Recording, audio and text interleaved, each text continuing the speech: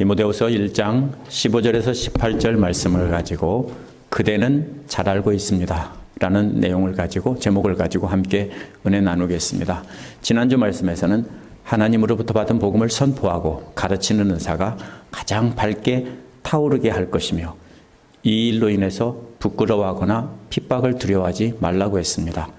선포자와 사도와 교사의 역할을 부끄러워하지 말고 고난 가운데 잘 감당했던 바울과 디모데처럼 그렇게 말씀의 본보기가 되라고 했습니다. 그 은사의 불꽃이 계속해서 빛날 수 있도록 계속 유지시켜야 한다고 했습니다.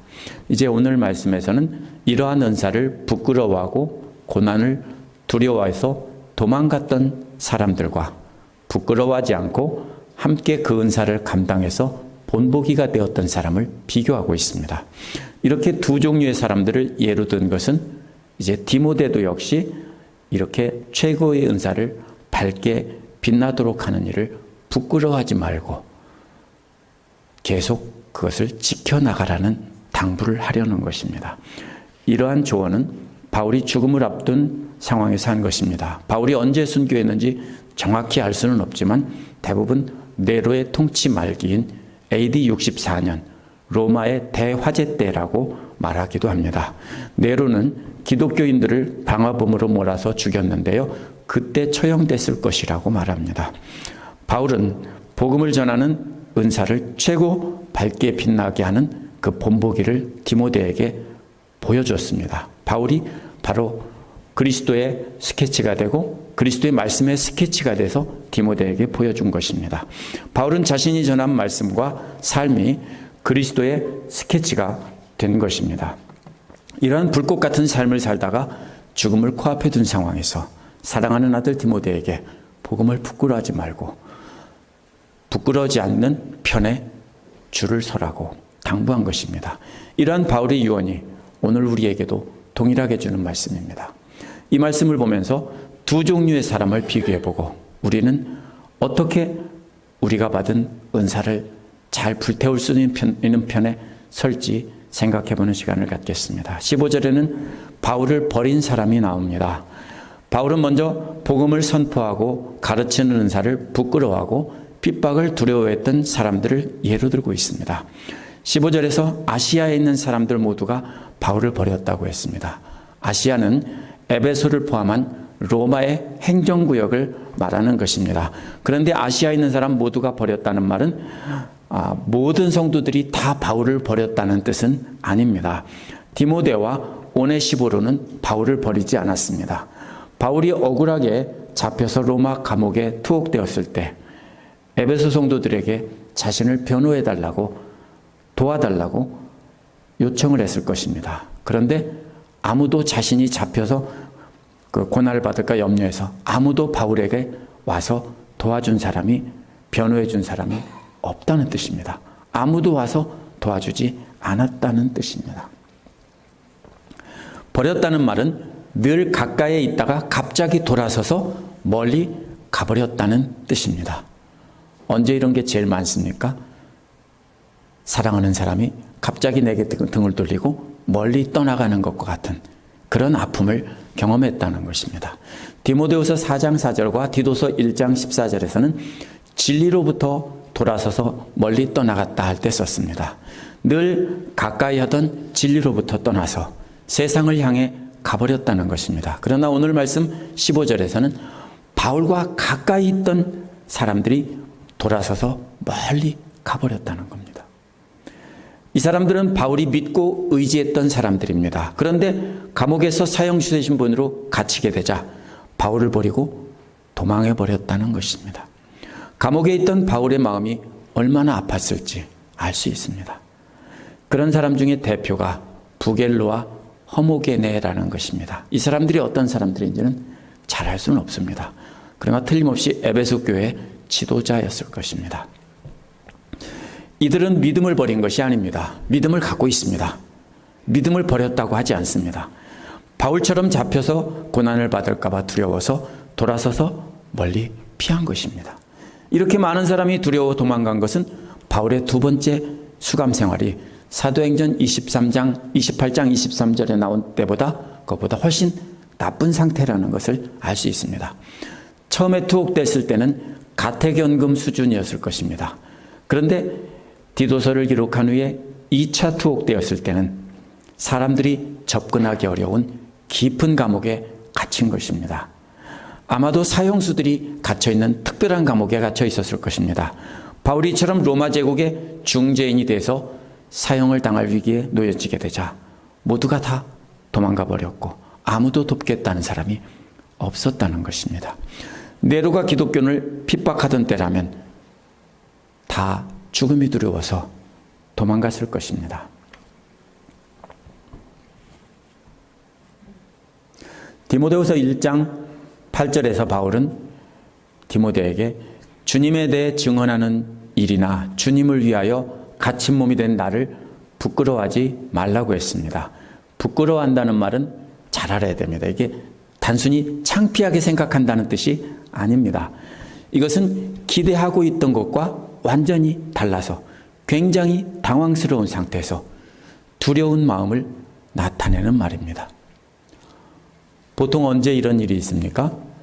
사랑하는 사람이, 믿고 사랑하는 사람이 이러이러한 사람인 줄 알았는데 알고 보니까 아주 흉악한 사람이다. 그러면 어떻게 됩니까? 굉장히 당황스럽고 부끄럽고 그 사람과 결혼하는 것이 너무나 두려워서 도망갈 수 있죠. 바로 그런 것과 같은 마음 상태입니다.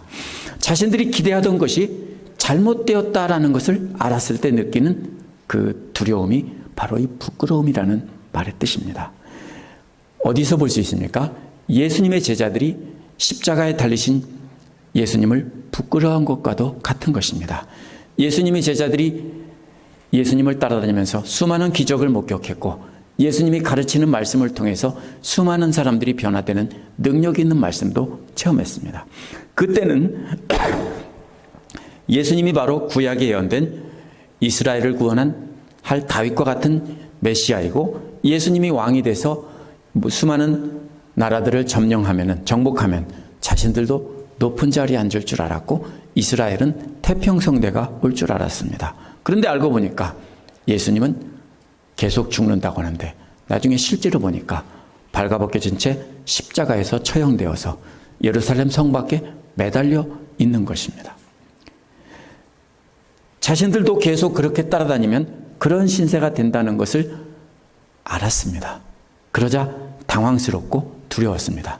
그걸 제일 먼저 감을 잡은 사람이 가룟 유다예요. 머리가 좋은 사람이었기 때문에 제일 먼저 감을 잡았고 그래서 예수님을 팔고 발을 뺀 것이지 가룟 유다가 절대로 돈이 궁해서 그렇게 한 것이 아니에요. 다른 제자들은 설마 하다가 끝까지 가다가 다 도망갔습니다. 이게 바로 부끄러워한다는 말의 뜻입니다. 바울을 따라다니며 그 놀라운 가르침에 감명을 받고 제자가 된 사람들도 자신들의 복음을 전하면 수많은 사람이 변화되고 결국 온 세상이 자신을 따르고 자신들에게 배울 줄 알았습니다. 더구나 자기 스승이 누굽니까? 그 당시에 최고의 학자라고 할 수 있는 바로 그 유명한 바울입니다.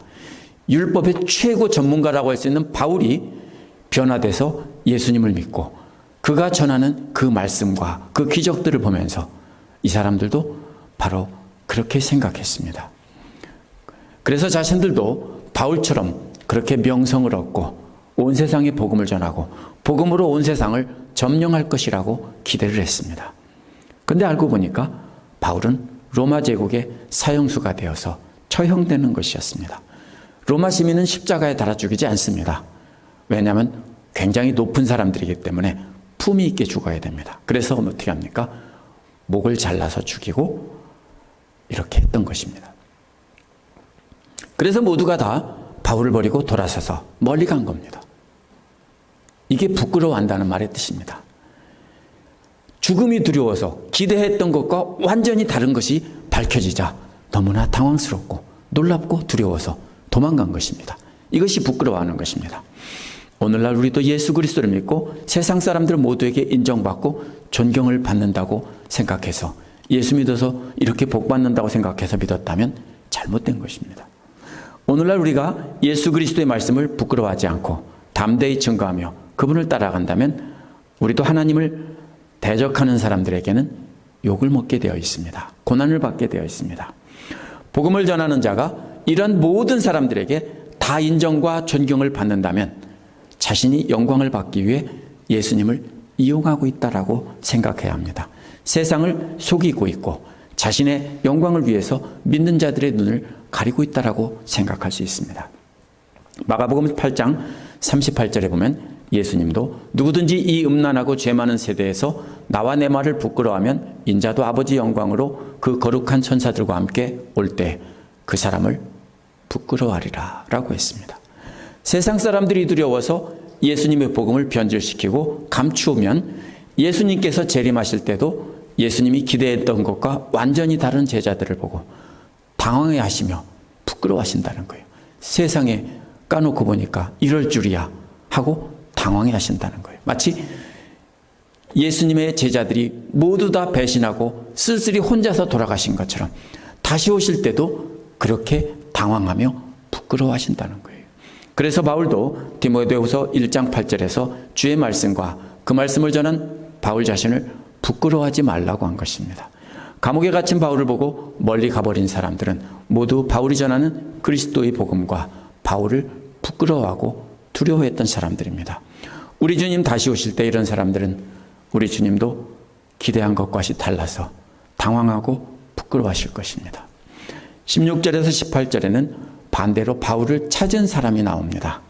16절에 나온 사람들은 앞에서 나온 사람과 반대로 바울을 부끄러워하지 않은 사람들입니다.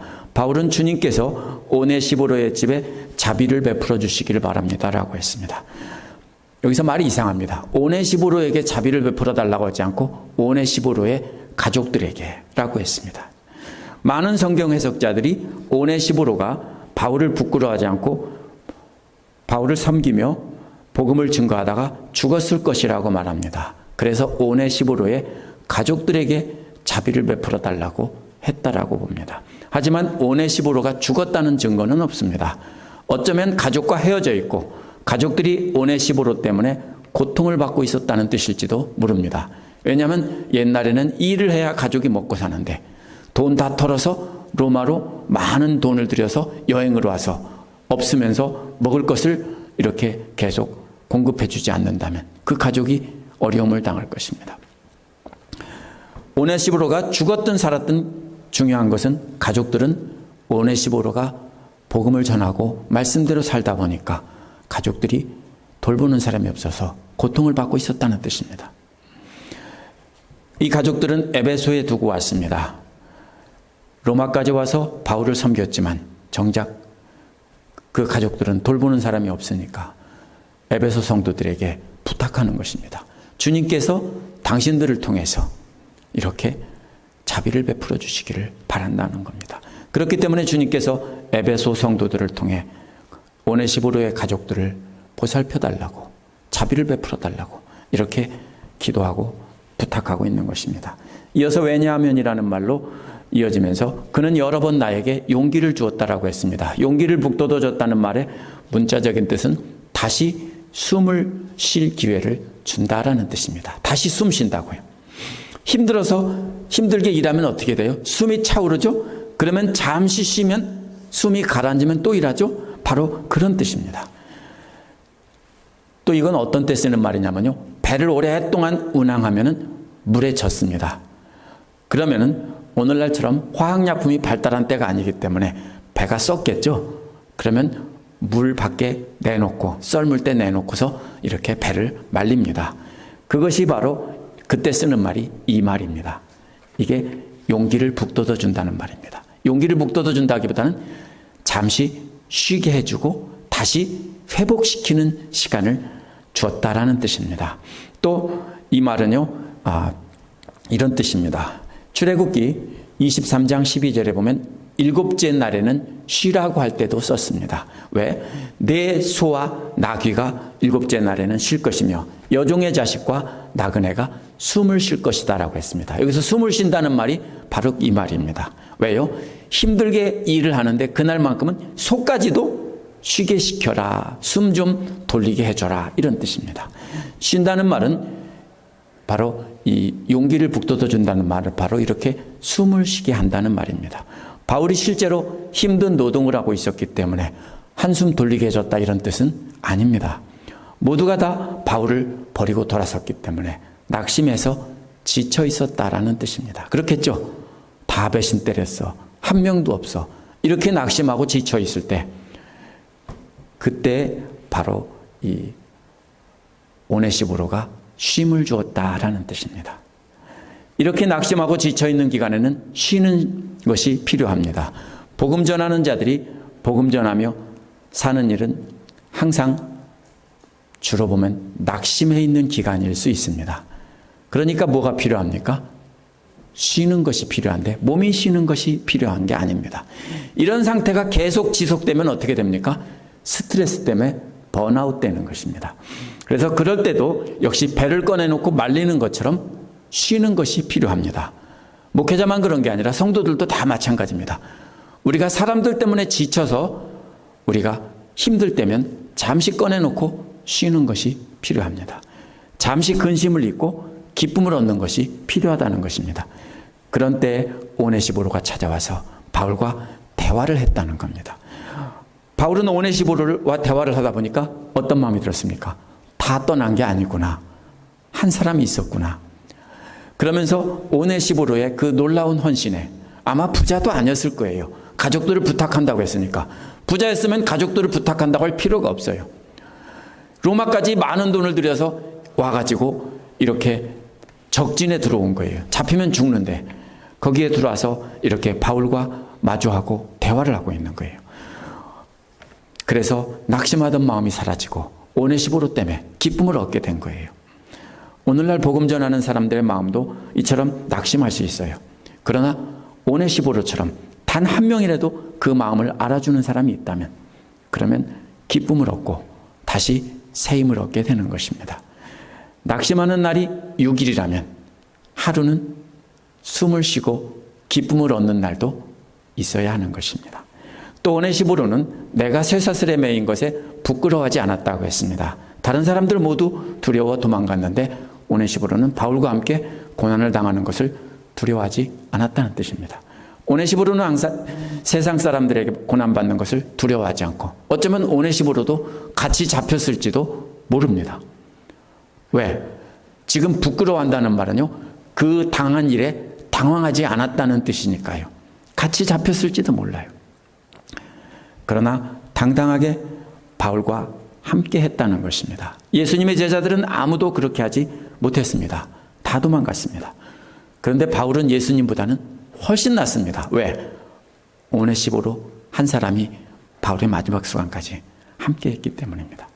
다 도망갔지만 오네시보로만큼은 바울과 함께 있으면서 바울의 위로가 되었기 때문입니다. 17절에서 로마에 와서 더욱 열심으로 나를 찾아 만나 주었습니다라고 했습니다. 오네시보로가 에베소에서 로마까지 바울을 찾아왔습니다. 이렇게 먼 거리를 여행 오는 데는 비용이 많이 드는데, 아까 말씀드린 것처럼 먼 거리를 멀다 하지 않고 가족을 버리고 이렇게 찾아와 준 것입니다. 더구나 네로가 기독교인들을 잡아 죽이던 그 상황에서 다들 빠져서 로마에서 벗어나는 그 순간에 오네시보로는 거꾸로 바울을 찾으러 로마 안으로 들어갔다는 뜻입니다. 목숨 걸고 들어간 것입니다. 열심으로 나를 찾아라는 말은 이런 상황에서 찾으려면 어디에 있어요? 감옥 안에 있기 때문에 로마의 관리들을 만나고 이렇게 해서 접촉을 해야 되니까 위험한 거예요. 그런데 열심으로 찾았다는 거예요.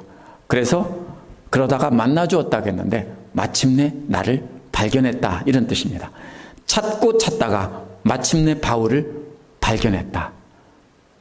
목숨 걸고 와서 사형수 바울을 찾다가 드디어 감옥에 들어와서 바울을 만났는데 드디어 찾았다 하는 그 오네시보로의 마음이 어떤 마음이었는지 우리가 알아야 됩니다. 17절에서 오네시보로가 바울을 그렇게 간절히 찾다가 발견했는데 18절의 원어에서는 찾는다는 말이 또 있습니다. 원어를 보면 18절에서 주라는 말이 원어에는 2번 나옵니다. 근데 말이 자연스럽지 못하니까 한 번만 썼어요. 첫 번째 주는 그날의 주님께서라는 말에 있습니다. 이 말에는 관사, 영어에 더와 같은 것이 있기 때문에 이것은 대부분 그리스도라는 뜻입니다. 두 번째 주라는 말은요, 주님으로부터 자비를 발견하도록, 제가 번역한 말입니다. 여기에 있는데요, 여기에는 관사가 없는데요, 흔히 70인역 구약성서나 다른 곳에서 이렇게 함께 이런 표현으로 쓰일 때는 하나님을 가리킬 때 쓰는 말입니다. 그러면 이런 뜻입니다. 마지막 날이 언제예요? 그날은 마지막 날입니다. 주님 다시 오시는 날에 오네시보로가 하나님으로부터 자비를 발견하도록 그리스도께서 특별히 잘 말씀해 달라는 그런 뜻입니다. 우리 주 예수님께서 마지막 날에 오네시보로를 잘 찾아서 하나님께 은혜를 받도록 이렇게 잘 부탁해 달라는 그런 뜻입니다. 그래서 마지막 날에 오네시보로는 하나님으로부터 놀라운 자비를 발견하게 될 것입니다. 오늘날 믿는 자들도 역시 그와 같이 수지 맞는 일을 하고 있는 것입니다. 짧은 인생을 사는 동안에 예수 그리스도의 복음을 증거하다가 고난을 받을 때가 많습니다. 힘들 때도 많습니다. 그러나 오네시보로 같은 사람을 통해서 위로를 받을 때도 있습니다. 더구나 주님 앞에 서는 그날에 우리 주님께서 우리를 찾아내셔서 하나님께 말씀드리고 이 사람을 특별히 봐주십시오. 이 사람에게 특별한 은혜를 내려주십시오. 이렇게 하신다는 겁니다. 우리 주님은 우리가 하나님으로부터 특별한 은혜를 발견하도록 도와주신다는 것입니다. 우리는 그렇게 수지 맞는 일을 하고 있는 것입니다. 18절 뒷부분은 그대는 잘 알고 있습니다 라는 말이 맨 끝에 있는데 이게 중심되는 말입니다. 그런데 15절에도 그대도 알다시피 라는 말로 시작합니다. 앞뒤에서 그대도 알다시피, 그대는 알고 있습니다, 이렇게 되어 있습니다. 15절에 알다시피라는 말은 봐서 알고 있다라는 뜻입니다. 부겔로와 허무게네 같은 자들이 바울을 부끄러워 멀리 떠나는 모습을 디모데 네가 다 봐서 알고 있다. 아마 이 사람들도 에베소 교회 사람들일 것입니다. 18절 끝부분도 그대는 잘 알고 있습니다 라고 했는데 이때 안다는 말은 마음 깊이 이해하고 마음 깊이 간직해서 안다는 뜻입니다. 다른 말입니다. 부겔로와 허무게는 그렇구나 그런데 여기서는 어떻게 했어요?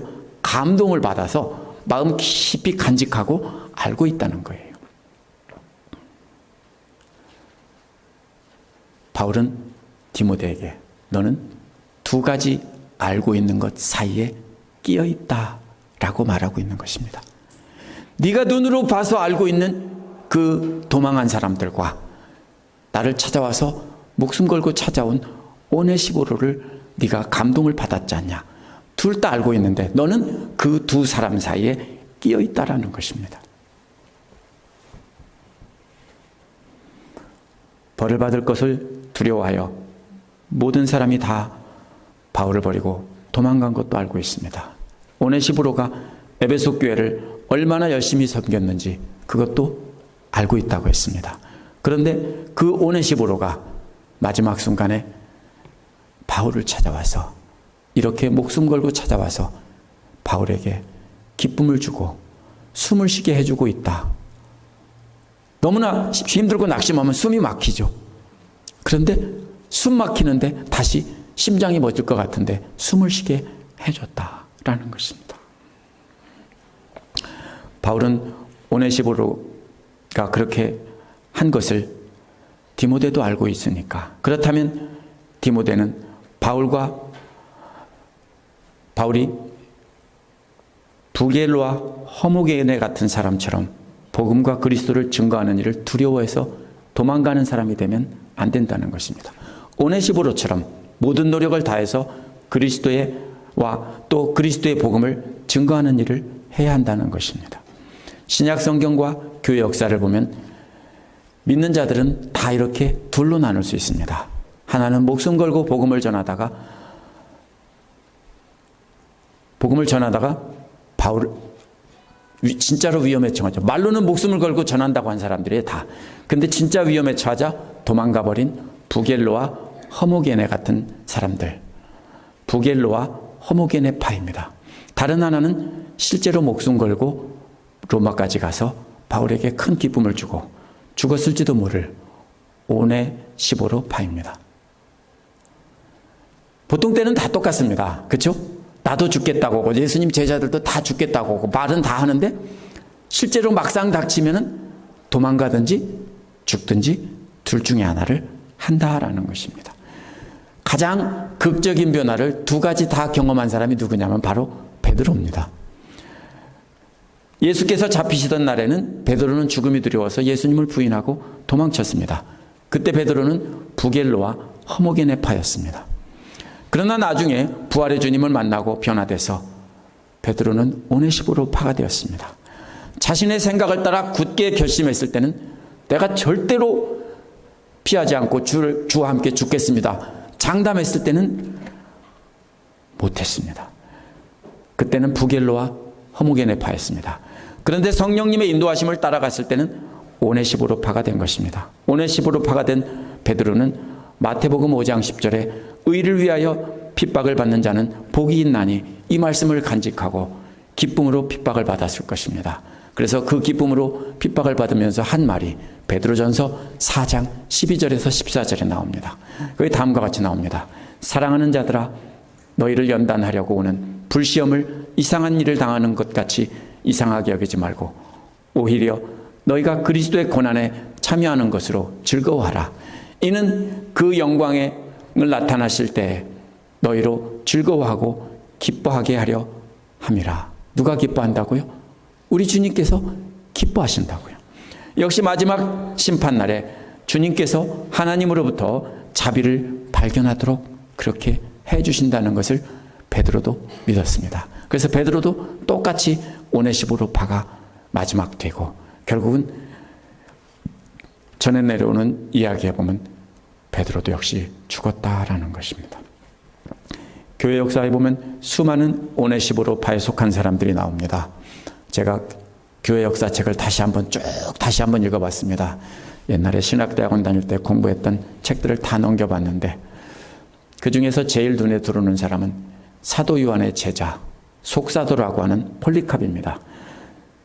서머나 교회 지도자였던 폴리캅은 서머나 지사에게 잡혀서 재판을 받을 때 서머나 지사가 그리스도를 욕하면 풀어주겠다라고 했는데 폴리캅이 뭐라고 했냐면요.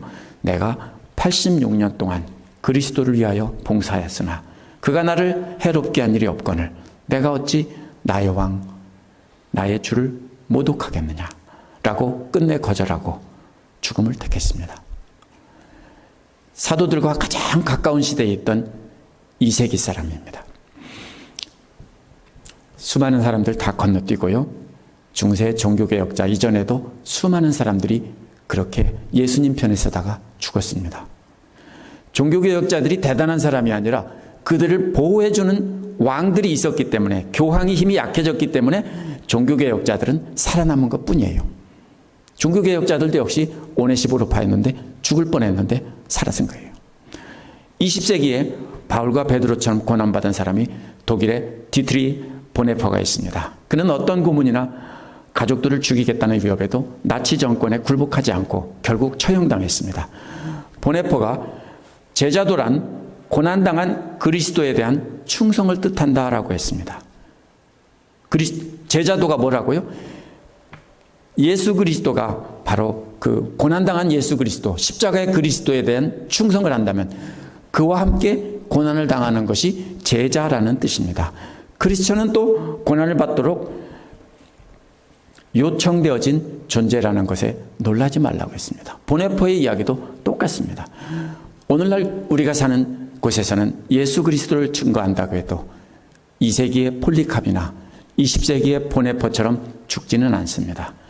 그러나 우리가 잘 봐야 되는 것은 폴리캅이나 보네퍼가 죽음이나 고난이 바로 그들의 삶의 목적은 아니었다는 겁니다. 죽음이나 고난에 초점을 맞추면 안 됩니다. 그들의 초점은 예수 그리스도를 사랑해서 그리스도를 끝까지 온 힘 다해 충성했고 죽어도 그리스도를 버리지 않고 함께 한 것입니다. 그러므로 이 사람들은 끝까지 사랑한 것에 초점을 맞춰야지 우리도 순교하자 그러면 그거는 잘못 읽는 겁니다. 그래서 이 두 명의 오네시포로파는 죽은 것입니다. 사랑했기 때문에 사랑하는 사람과 함께 있고 싶어서 예수 그리스도를 택했고 그래서 죽은 것입니다. 그렇다면 오늘날 우리도 폴리캅이나 보네퍼처럼 죽지는 않더라도 그들처럼 그리스도를 끝까지 사랑해서 그리스도께 충성하는 것입니다. 순교자들처럼 순교한다고 하면 장엄한 것 같지만 사실은 우리는 그렇게 성경을 읽으면 안 됩니다. 어떻게 합니까? 그러면 어떻게 우리가 베드로나 폴리캅이나 보네퍼처럼 오네시포로파가 되어서 그리스도를 사랑하고 충성을 다할까? 그것은 오네시포로가 바울을 사랑한 것처럼 우리도 예수 그리스도의 본보기가 되는 사람과 건전한 말씀의 본보기가 되는 사람을 사랑하는 것입니다. 그래서 그들에게 찾아가서 그런 사람들과 사랑하고 그들과 함께 나누면서 우리가 세상적으로는 손해를 보는 겁니다. 세상적으로 손해를 볼지 몰라도 의리 없이 버리고 고무신 거꾸로 신고 가는 그런 사람이 아니라 끝까지 함께 해주는 것입니다. 그럼에도 불구하고 그런 사람과 삶을 나누며 그들의 고난에 동참하는 것입니다. 어떻게 할 수 있습니까? 멀리서 복음을 전하는 선교사님들이나 가까이서 복음을 전하는 목회자들을 사랑할 수 있습니다. 우리가 단기 선교를 간다면 의료 활동을 하고 뭔가를 돕고 막 이런 걸 하는데 선교사님들의 말을 들으니까 가장 필요한 건 그들의 기쁨조가 되는 것입니다. 왜냐하면요, 단기간 동안 가서 실제로 선교를 뭘 할 수는 없어요. 그러면 그들에게 가서 설거지도 해주고 밥도 해주고 함께 기도하고 같이 찬양하고 그러면 어때요? 한번 생각해 보셨어요? 선교지에서 한국 사람 하나도 없는 데서 아시잖아요. 처음에 미국 오셨을 때 얼마나 힘드셨는지. 그런 상황에서 한국 사람만 봐도 반갑잖아요. 그러면 선교지에서 그렇게 지쳐 있을 때 찾아가서 함께하고 밥도 해주고 빨래도 해주고 옷도 다려주고 하면서 그들에게 잠시 함께 예배드려주고 그러면요 그들에게 오네시포로가 되는 거예요. 또 개척교회 목사님들이나 힘들어 하시는 분들에게도 우리가 그렇게 할 수 있어요. 돈이 다가 아니에요. 그러나 그런 사람만 본보기가 되는 사람이 아닙니다. 누구든지 우리 교회 안에서 말씀으로 본보기가 되는 사람이 있다면 그런 사람을 끝까지 사랑해서 그런 사람과 삶과 또 고난을 함께 나누는 것이 오네시포로파가 되는 길입니다. 누구든지 교회에서 영광과 박수를 받는 일만 하려고 하고 이름 없이 섬겨야 되는 일은 안 하려고 한다면 부겔로와 허무게네파입니다. 그러나 이름도 없이 빛도 없이 욕을 먹고 그렇지만 섬기는 자리에서 말없이 말씀대로 섬기는 사람이 있다면 그 사람은 오네시포로파입니다. 디모데는 누가 부겔로파이고 허무게네파이고 누가 또 오네시포로파인지 알고 있습니다. 눈으로 봐서 알고 있고 가슴으로 감동을 받아서 알고 있습니다. 여기까지는 사람들이 다 합니다. 정말로 감동받는 사람 보고 감동받지 않을 사람이 어디 있어요? 저 사람 참 훌륭하다. 여기까지는 다 합니다. 근데 거기서 끝입니다. 우리도 누가 멀리 해야 될 파이고 누가 가까이 해야 될 파인지는 분명히 압니다. 가슴으로 느꼈고요. 말씀을 읽고 말씀을 읽을 때 느꼈고 하는 일을 보고 섬기는 걸 보고 다 느껴서 알고 있습니다. 근데 그 감동은 조금 있으면 잊어버리고 그냥 맙니다. 어떻게 해야 되는 겁니까? 그들과 끝까지 함께하는 겁니다. 그들을 끝까지 사랑하고 함께하는 겁니다. 말로만 사랑이 아니라 그들의 고난에 함께 참여하고 그들이 욕을 먹는 자리에 함께 있어줘야 합니다. 그들과 함께 삶을 나누면서 그들 편에 서주면 그것이 바로 오네시포로파가 되는 겁니다. 어떤 파가 된다는 것은 가담한다는 뜻이지 뭔가 대단한 일을 하는 것이 아닙니다. 이기는 편에 설 것인가 지는 편에 설 것인가 우리는 선택해야 되는 것입니다. 누가 함께 삶을 나누며 우리가 고난을 견디며 살아야 할지 성도님들은 다 알고 있습니다. 기도하겠습니다.